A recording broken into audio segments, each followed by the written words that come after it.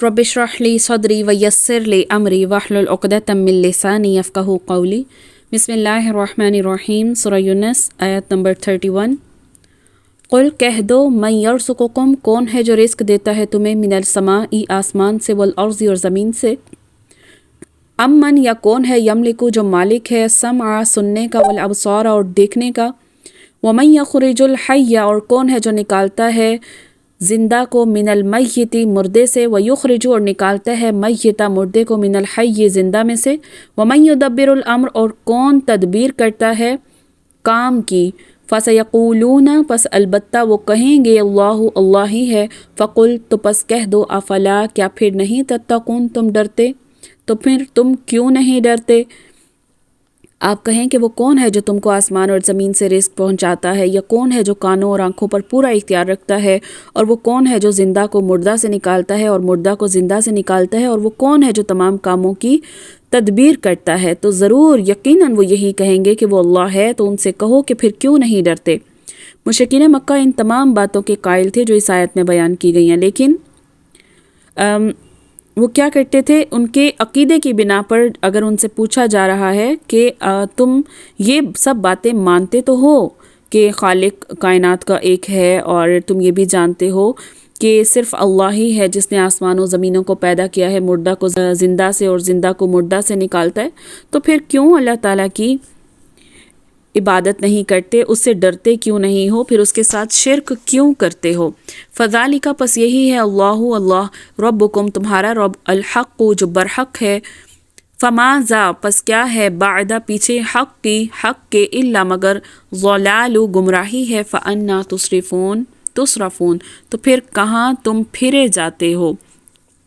सो ये कि अल्लाह तुम्हारा रब हकीकी है, फिर हक़ के बाद और क्या रह गया सिवाय गुमराही के, फिर कहाँ तुम फिरे जाते हो। यानी कि तौहीद के मुतालिक तुम लोगों का जो अकीदा है वो हकीकत है और दुरुस्त और सच भी है। अब उस हकीकत के अलावा जो कुछ भी होगा वो बातिल ही हो सकता है, जिसका हक़ाइक़ से कोई ताल्लुक़ नहीं होता। तो तौहीद का तकाजा ये है कि इबादत भी सिर्फ उसी की जाए, यही बात हक़ है और दुरुस्त है। और अगर तुम अल्लाह के अलावा दूसरों की भी इबादत करोगे या उन्हें पुकारोगे तो ये क्या होगी, गुमराही होगी। कज़ालिका, इसी तरह हक़्क़त साबित हुई, कालिमातु, बात, रब्बिका, तेरे रब की, अलल्लज़ीना, ऊपर उन लोगों के, फ़सक़ू, जो फासिक हुए, अन्नहुम, ये कि वो, ला युमिनून, नहीं ईमान लाएंगे। इस तरह अल्लाह का इरशाद उन नाफरमानों के हक़ में साबित हो कर रहा कि वो ईमान नहीं लाएंगे। यानी जो लोग हक़ाइक़ के मुकाबले पर हक़ को इनकार करते हुए ज़िद और तास्सुब से काम ले रहे हैं, उनके मुतालिक अल्लाह का यही फ़ैसला हुआ करता है कि वो लोग ज़िद और हट धर्मी से काम लेते हैं और कभी राह रास्त पर नहीं आ सकते और ना ही उन्हें ईमान नसीब होता है। कुल कह दो, हल, क्या है, मिन शुरकाइकुम, तुम्हारे शरीकों में, मन यबदउ, ये कि वो पहली मर्तबा पैदा करे, खल्क़ा, पैदाइश, सुम्मा, फिर युईदुहु, फिर दोबारा उसको पैदा करे। कुलिल्लाह, कह दो कि अल्लाह है, यबदउ, जो पहली मर्तबा खल्क़ा, पैदा करता है, सुम्मा, फिर युईदुहु, फिर दोबारा ऐसा करेगा, दोबारा पैदा करेगा। फ़अन्ना, पस कहाँ से तुफ़कून, तुम पलटाए जाते हो। आप यूँ कहें कि तुम्हारे शुरका में से कोई है जो पहली मर्तबा भी पैदा करे फिर दोबारा भी पैदा करे। आप कह दें कि अल्लाह ही पहली मर्तबा पैदा करता है, फिर वही दोबारा भी पैदा करेगा, और तुम कहाँ लौटाए जाते हो, फिरे जाते हो। मुशरिकीन मक्का ये तो तस्लीम करते थे कि अल्लाह ही ने उन्हें सारी कायनात को और उनको पैदा किया है, और इस काम में वो उनके शरीक हैं जिनको अल्लाह के अलावा वो पुकारते हैं, उनका इसमें कोई हिस्सा नहीं है। तो दो बातें उन मुश्रिकों को मतले की जा रही हैं कि एक ये कि जो हस्ती पहली बार पैदा कर सकती है वो दूसरी बार भी पैदा कर सकती है, और तुम्हारे माबूदों का इसमें कोई हिस्सा नहीं है, और तुम्हारी तख्लीक में भी वो हिस्सेदार नहीं हैं।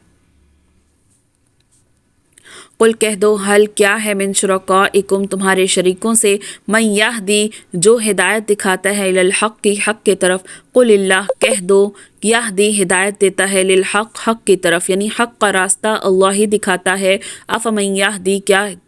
پھر کیا ہے جو راہ دکھاتا ہے الی الحق کی حق کی طرف احق وہ زیادہ لائق ہے ان یتبع کہ اس کی پیروی کی جائے ام لا یا وہ جو نہیں یہدی خود راہ پاتا الا مگر یہدا کہ وہ راہ بتائے فما لکم پس کیا ہے تمہیں کیف تحکمون کیوں کر تم حکم کرتے ہو یا تمہیں کیا ہے کہ تم یہ کیسا انصاف کرتے ہو کیا فرمایا کہیے کہ تمہارے شرکاء میں کوئی ایسا ہے کہ حق کا راستہ بتا سکتا ہو تو آپ کہہ دیں کہ اللہ ہی ہے جو حق کا راستہ بتاتا ہے وہ زیادہ اتباع کے لائق ہے یا وہ شخص جس کو بغیر بتائے خود ہی راستہ نہ سوجھے بس تم کو کیا ہو گیا ہے تم کیسے فیصلے کرتے ہو تم کیسا انصاف کرتے ہو وما یتبع اور نہیں پیروی کرتے اکثرہم ان کے اکثر الا ظنا مگر صرف گمان کی ان میں سے اکثر صرف گمان کی پیروی کرتے ہیں ان الظن بے شک گمان لا یغنی نہیں کفایت کرے گا من الحق کی حق سے شیئا کچھ بھی اور کچھ شک نہیں کہ ظن حق کے مقابلے میں کبھی بھی کچھ بھی کارآمد نہیں ہو سکتا ان اللہ بے شک اللہ تعالی علیم جاننے والا ہے بما جو کچھ یفعلون وہ کرتے ہیں بے شک اللہ تمہارے تمام اعمال سے واقف ہے یعنی جن لوگوں کے مشرکانہ عقائد اور مذاہب یا جن لوگوں نے انسانوں کے لیے قوانین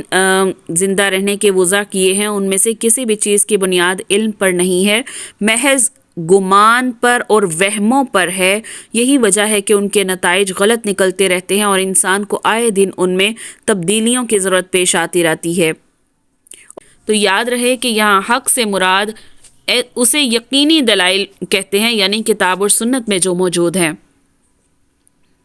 وما اور نہیں ہے وما اور نہیں کانا ہے ہاذا یہ قرآن ان یفترا کہ باندھ لیا جائے من دون اللہ سوائے اللہ کے یا گھڑ لیا جائے سوائے اللہ کے ولیکن اور لیکن تصدیق الذی تصدیق کرنے والا ہے اس کا بین یدیہ جو اس کے آگے ہے وہ تفصیل اور تفصیل کرنے والا ہے کتاب کی لا ریبہ نہیں شک فیہ اس میں من رب العالمین رب کی طرف سے رب جہاں کی طرف سے دو جہانوں کے رب کی طرف سے اور قرآن ایسا نہیں ہے کہ اللہ کی وحی کے بغیر ہی اپنے سے گھڑ لیا گیا ہو بلکہ یہ تو ان کتابوں کی تصدیق کرنے والا ہے جو اس سے پہلے نازل ہو چکی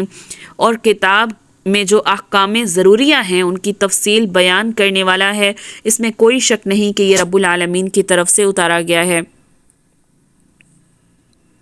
تو یہ قرآن کا ہی معجزہ ہے کہ اس کے معنی اور مفہوم آمنے سامنے چلے آتے ہیں اور یہ اپنے پچھلی کتابوں کی بھی تصدیق کرتا ہے اور اس میں فصاحت اور بلاغت اس قدر ہے کہ یہ روانی اور سلاست سے زبان میں شیرنی کے ساتھ پڑھی جاتی ہے اور کوئی اس سے اکتاتا نہیں ہے بلکہ جتنی مرتبہ وہ پڑھے گا اس سے کوئی نہ کوئی ہدایت ضرور پائے گا اگر ہدایت کی نیت سے پڑھے گا اور اس کے علاوہ اس میں انتہائی سادہ اور عام فہم دلائل ہیں جسے سب لوگ فیض اٹھا سکتے ہیں تو یہ اللہ کا ہی کلام ہو سکتا ہے کسی انسان کا بنایا کلام نہیں ہو سکتا ام یقولون کیا یہ کہتے ہیں افتراہ کہ اس کو باندھ لیا ہے یا گھڑ لیا ہے اس نے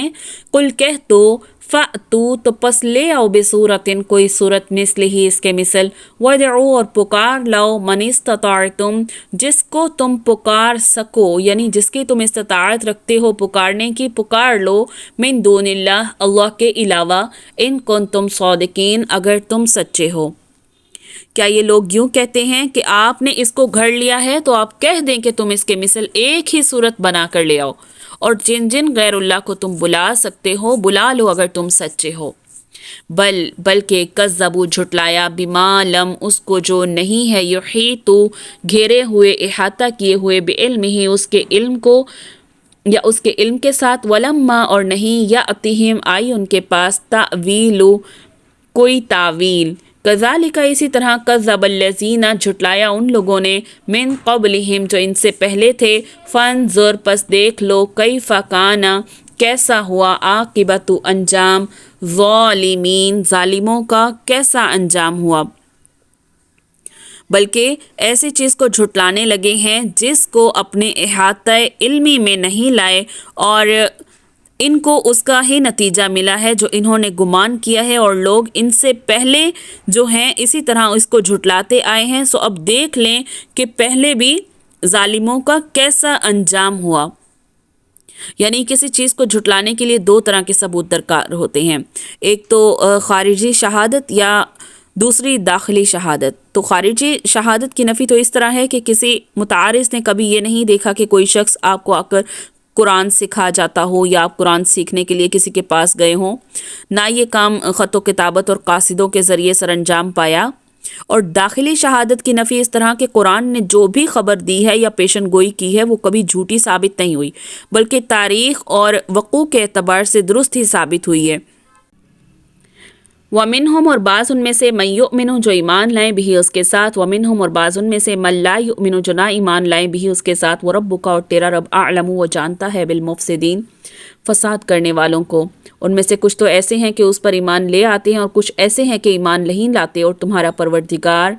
फ़साद करने वालों से खूब वाकिफ़ है।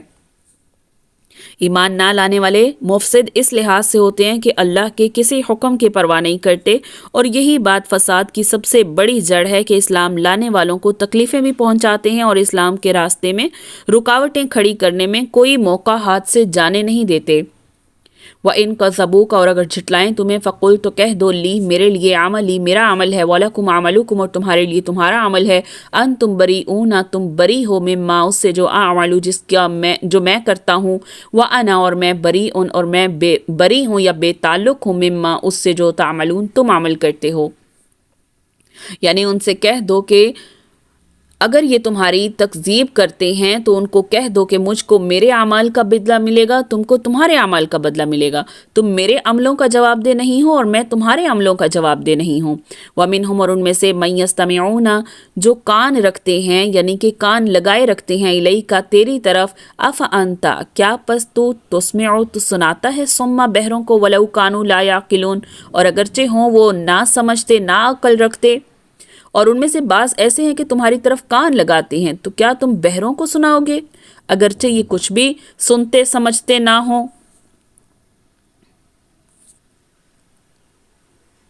वमिनहुम और बाज़ उनमें से मन यंज़ुरू जो देखते हैं इलैका तेरी तरफ, अफ़ा अंता क्या पस तू ताहदी राह दिखाता है उम्या अंधों को, वलौ कानू ला युबसिरून और अगरचे वो ना देखते हों।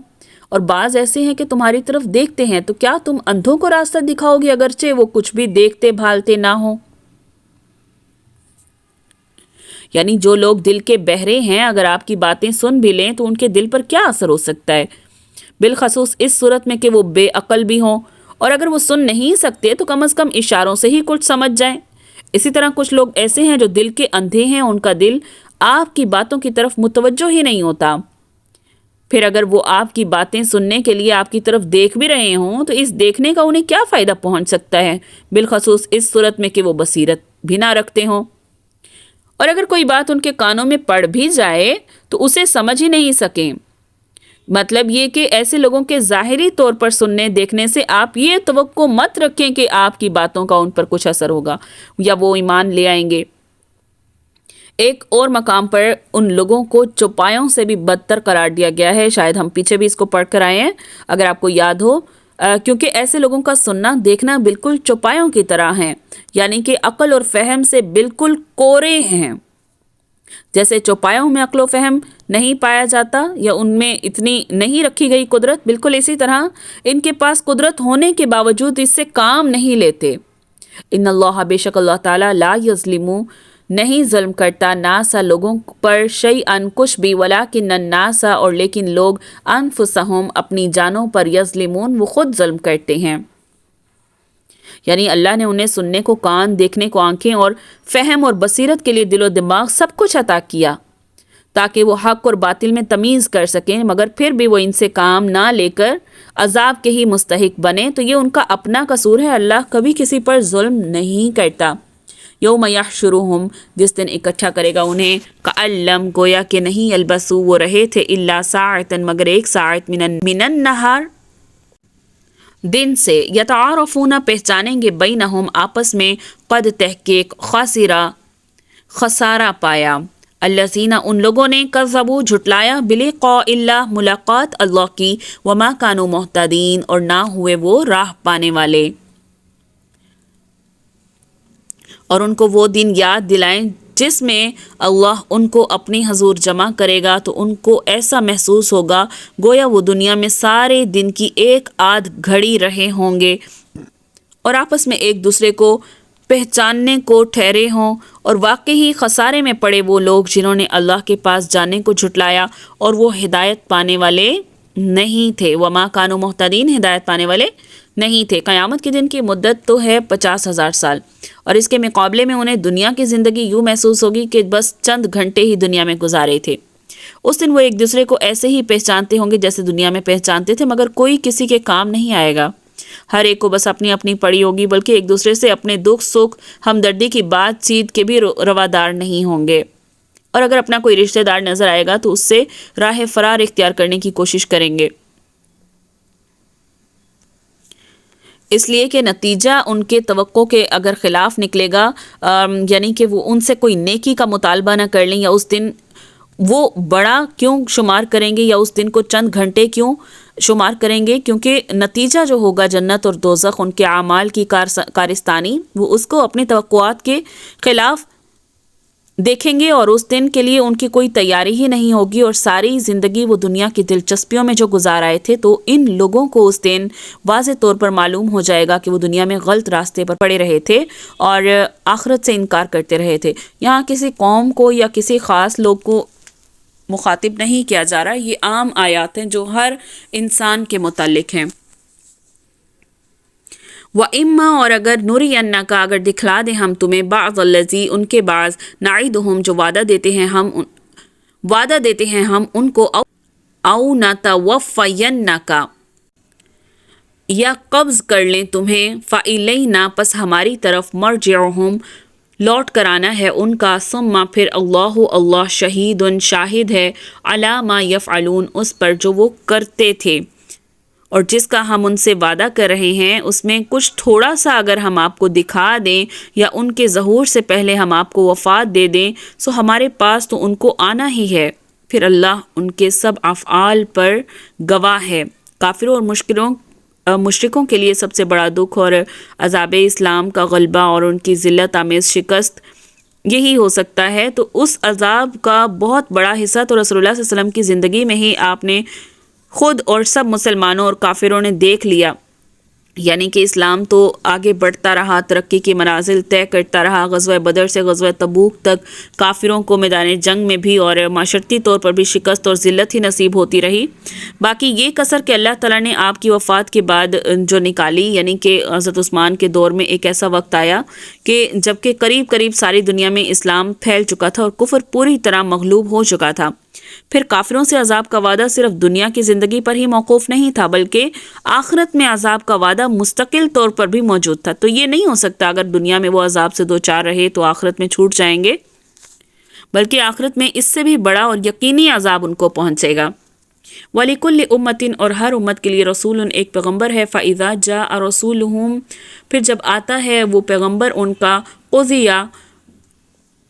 فیصلہ کر دیا جاتا ہے، بینہم، ان کے درمیان، بالقسط، انصاف کے ساتھ، وہم لا یظلمون، اور وہ نہیں ظلم کیے جاتے۔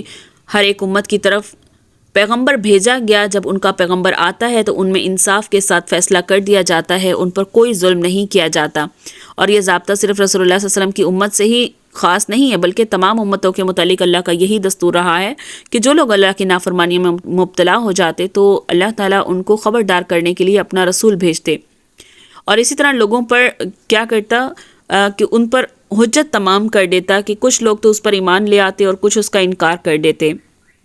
اور اسی طرح حق اور باطل کی جنگ شروع ہو جاتی. اور اللہ کا وعدہ کیا ہے کہ وہ حق پرستوں کی مدد کرتا ہے اور باطل پرستوں کو ہمیشہ ذلت اور عذاب سے دوچار کر دیتا ہے. تو اللہ کا یہ جو فیصلہ ہے یہ انصاف پر مبنی ہے. وَيَقُولُونَ، اور وہ یہ کہتے ہیں، متا، کب ہے هَذَا الْوَعْدُ، یہ وعدہ، ان کنتم صادقین، اگر تم سچے ہو. اور وہ یہ کہتے ہیں کہ اگر تم سچے ہو تو جس عذاب کا وعدہ تم کرتے ہو یا اللہ نے کر رکھا ہے وہ کب آئے گا. قل، کہہ دو، لا املکو، نہیں میں اختیار رکھتا، لنفسی، اپنی جان کا، ضرن، اس کے ضرر کا، ولا نفعن، اور نہ ہی فائدے کا، الا ما شاء اللہ، مگر جو اللہ چاہے. لکل امت، ہر امت کے لیے، اجل، ایک مقررہ وقت ہے موت کا. اذا، جب جاء، آتا ہے، اجلہم، اس کا مقررہ وقت، فلا یستأخرون، تو نہیں ایک گھڑی بھی دیر ہوتی، ساعتن، ایک گھڑی بھی وہ پیچھے نہیں رہتے، ولا یستقدمون، اور نہ ہی وہ آگے بڑھ سکتے ہیں. یعنی کہ کہہ دو کہ میں تو اپنے نقصان اور فائدے کا بھی کچھ اختیار نہیں رکھتا مگر جو اللہ چاہے. ہر ایک امت کے لیے موت کا ایک وقت مقرر ہے، جب وہ وقت آ جاتا ہے تو ایک گھڑی بھی دیر نہیں کر سکتے اور نہ ہی وہ جلدی کر سکتے ہیں.